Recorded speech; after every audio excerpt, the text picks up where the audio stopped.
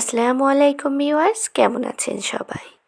গ্যাসের চুলায় 2টি ডিম দিয়ে সঠিক পরিমাপ সহ পারফেক্ট নরম তুলতুলে চকলেট কেক দেখতে যতটা সুন্দর, খেতে কিন্তু তার থেকে ভীষণ মজার। এই রেসিপি ফলো করে যে কেউ খুবই সহজেই কিন্তু এই রকম নরম স্পঞ্জ চকলেট কেক বানিয়ে নিতে পারবেন। আর এই রকমভাবে একবার চকলেট কেক বানিয়ে খেলে বাইরের চকলেট কেক আর কিনে খেতে মন চাইবে না। তো চলুন আর বেশি দেরি না করে রেসিপিটি দেখে নিন।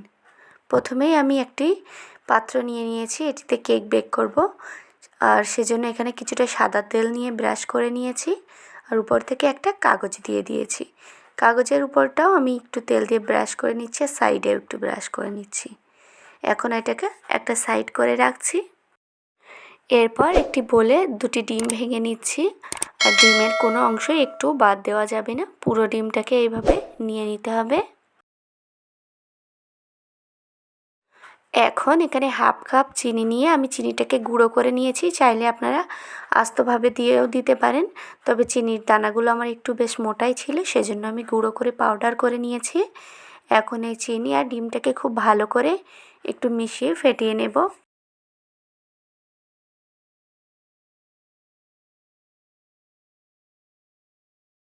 তো চিনি আর ডিমটাকে খুব ভালোভাবে ফেটিয়ে নেওয়ার পর দেখুন ডিমটা কিন্তু এরকম সাদা মতো হয়ে আসবে। তখন এখানে আমি দিয়ে দিয়েছি খুব সামান্য একটু ভ্যানিলা এসেন্স। যেহেতু এটাই চকলেট কেক, এখানে ভ্যানিলা ফ্লেভারটা খুব বেশি দেওয়া যাবে না, খুব সামান্য দিয়েছি যাতে ডিমের এক্সট্রা গন্ধটা চলে যায়। আর এখানে দিয়ে দিয়েছি 1/4 কাপ সাদা তেল দিয়ে এখন সবগুলো খুব ভালোভাবে মিশিয়ে নিচ্ছি।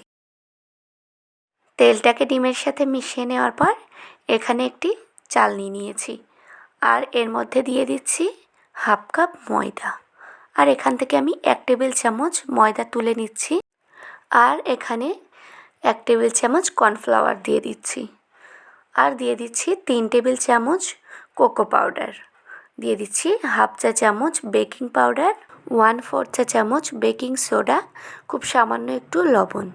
এখন এই সব শুকনো উপকরণ চেলে মিশিয়ে নিতে হবে ডিমের সঙ্গে, তবে আমি সবগুলো একসঙ্গে মেশাবো না, প্রথমে আমি হাফ উপকরণ মিশিয়ে নেব।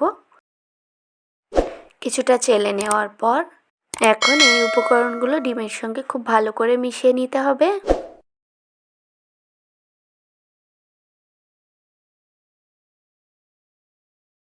এরপর বাকি যেগুলো ছিল সেগুলো আমি চেলে মিশিয়ে দিচ্ছি। চালনিতে কিছুটা এভাবে থেকে যাবে, তবে এগুলোকে ফেলে দেওয়া যাবে না, এভাবে এটিকে নিয়ে নিতে হবে। সবগুলো এখন খুব ভালো করে মিশিয়ে নিচ্ছি।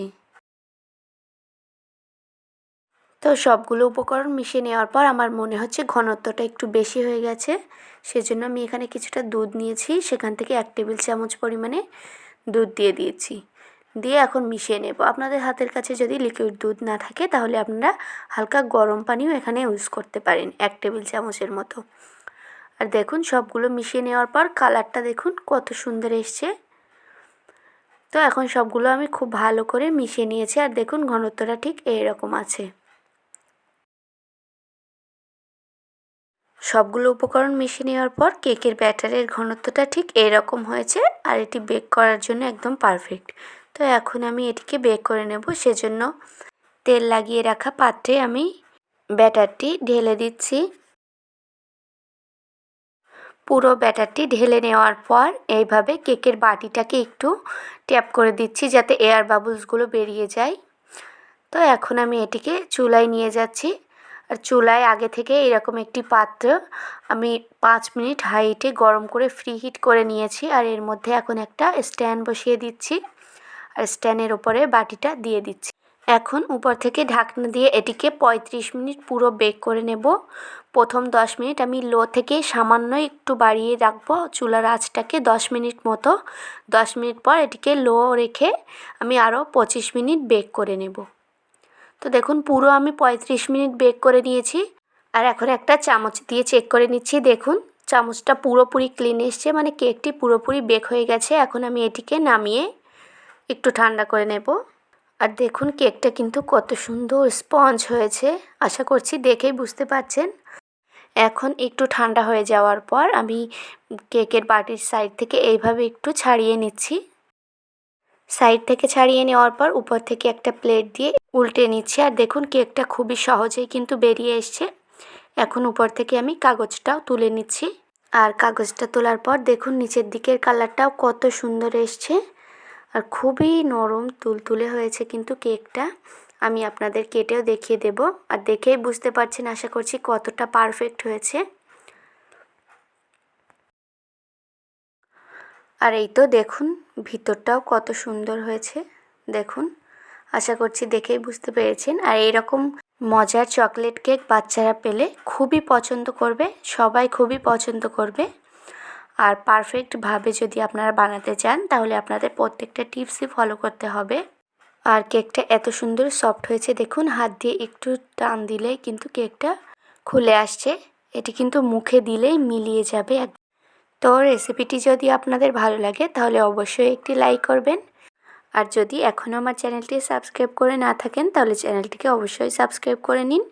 আর পাশে থাকা অল নোটিফিকেশন বেলটিও অন করে নেবেন। শেষ পর্যন্ত ভিডিওটি দেখার জন্য অসংখ্য ধন্যবাদ। ভালো খান, সুস্থ থাকুন।